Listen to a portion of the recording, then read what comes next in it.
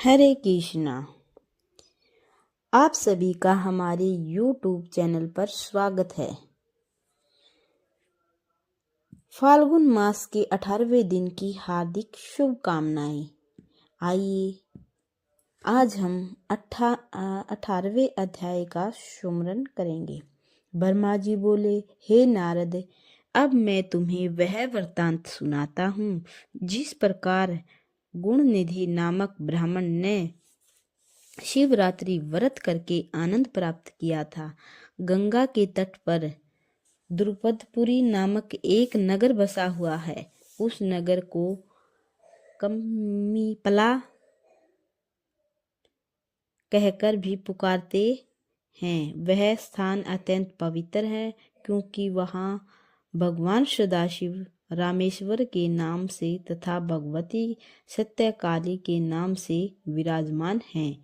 उस नगर में यज्ञदत्त नामक ब्राह्मण शिव जी का परम भक्त था। वह दीक्षित नाम से प्रसिद्ध था। राजा ने उस ब्राह्मण को बहुत सम्मान तथा धन देकर प्रसन्न किया था। उसकी पत्नी परम धर्मात्मा एवं गृहस्थी के कार्यों में अत्यंत कुशल थी। कुछ समय बाद उस ब्राह्मण के घर एक पुत्र ने जन्म लिया जिसका नाम गुणनिधि रखा गया। यज्ञदत्त ने उसे धर्म कर्म का ज्ञान कराया एवं संपूर्ण विद्याएं पढ़ाई। फिर बड़े होने पर उसका विवाह भी कर दिया। हे नारद, कुछ समय पश्चात गुणनिधि बुरी संगति में पड़कर महादुष्ट बन गया। उसने वेद तथा पुराणों के धर्म को छोड़ दिया। माता ने स्वयं गुणनिधि को अनेक बार शुभ मार्ग का उपदेश किया, परंतु वह किसी भी प्रकार नहीं माना। धीरे धीरे वह महाव्यभिचारी, चोर, चुगलखोर तथा मांस भक्षी बन गया। वह अपने स्त्री को छोड़कर पर स्त्री के साथ रमन करने लगा। इन सब व्यसनों में अपने अपने पिता का धन नष्ट कर डाला। एक दिन वह अपने पिता की हाथ की अंगूठी को कहीं जुए में हार आया। संयोग से यज्ञदत्त ने उसे किसी एक जुआरी के हाथ में देख लिया था। उससे यह पूछा कि तुमने उस अंगूठी को कहाँ से पाया। अब जुआरी ने उन्हें उत्तर दिया, मैं उसे चुराकर नहीं लाया हूँ। तुम्हारा पुत्र बहुत बड़ा जुआरी है, उसी से मैंने यह अंगूठी जुए में जीती है। हे नारद, जुआरी की बात सुनकर यज्ञदत्त लज्जा से अपना मस्तक नीचा कर घर लौट आया और अपनी स्त्री से गुणनिधि के बारे में यह पूछने लगा कि आजकल तुम्हारे पुत्र का चाल चलन कैसा है। यज्ञदत्त को सब वृत्तांत ज्ञात हो चुका था। फिर भी गुणनिधि की माता ने वास्तविक हाल छिपाकर यह उत्तर दिया कि गुणनिधि किसी भी प्रकार के बुरे कर्म में नहीं है।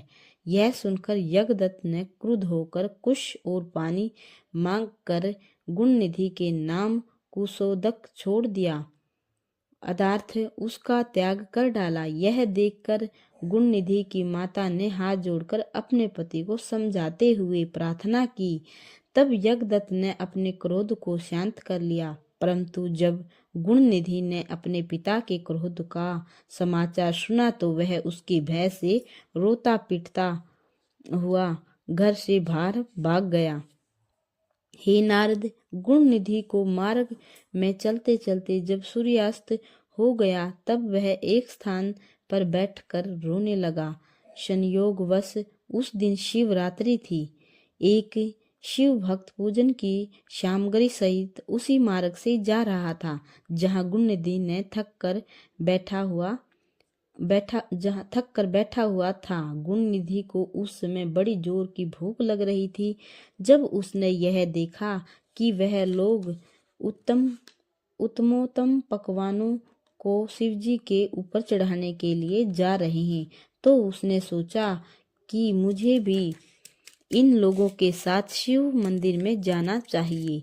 जब ये लोग इन वस्तुओं को शिवजी पर चढ़ाकर निद्रामग्न हो जाएंगे तब मैं उन्हें उठाकर खा जाऊंगा, जिससे मेरी क्षुधा का निवारण हो जाएगा। हे नारद, इस प्रकार निश्चय करके गुणनिधि उस शिव भक्त के पीछे चलकर शिवालय में जा पहुंचा। शिव भक्तों ने मंदिर के भीतर पहुंचकर भगवान सदाशिव की पूजा की, जिससे गुणनिधि ध्यान पूर्वक देखता रहा। उपरांत जब वे लोग मूर्ति के पास से अलग हटकर कुछ ऊँघने लगे, तब वह सब को सोता हुआ जानकर मूर्ति के समीप जा पहुंचा और धीरे धीरे पग उठाता बढ़ाता हुआ शिव जी पर चढ़े हुए नघेव को उठाकर खा लेने की चेष्टा करने लगा। भक्त लोग बाहर के शयन में बैठे हुए थे तथा जहाँ शिवलिंग स्थापित था वहाँ दीपक बुझ जाने के कारण अंधकार हो गया था। गुणनिधि ने निग अच्छे अच्छे पकवान को उठाने की इच्छा से अपने शरीर के वस्त्र के एक टुकड़ा फाड़कर सर्वप्रथम बत्ती जलाई। फिर उसने शिव जी के ऊपर चढ़े हुए निखेव को हाथ में उठा लिया। जब वह मन में अत्यंत प्रसन्न होता हुआ शीघ्रता पूर्वक शिवालय से बाहर निकला, उस समय संयोगवश किसी शिव भक्त के पांव से उसका पांव टकरा गया, जिसके कारण उसकी निद्रा भंग हो गई और वह चोर चोर कहकर चिल्ला उठा। हे नारद, शोर हो जाने पर सब लोग उठ बैठे। उसी समय नगर के रक्षक भी उस स्थान पर आ पहुंचे। उन्होंने अपने बाणों द्वारा गुणनिधि को मार डाला। किसी पूर्व जन्म के पुण्य के कारण गुणनिधि मृत्यु के समय तक शिव निर्माल्य नहीं खा सका था।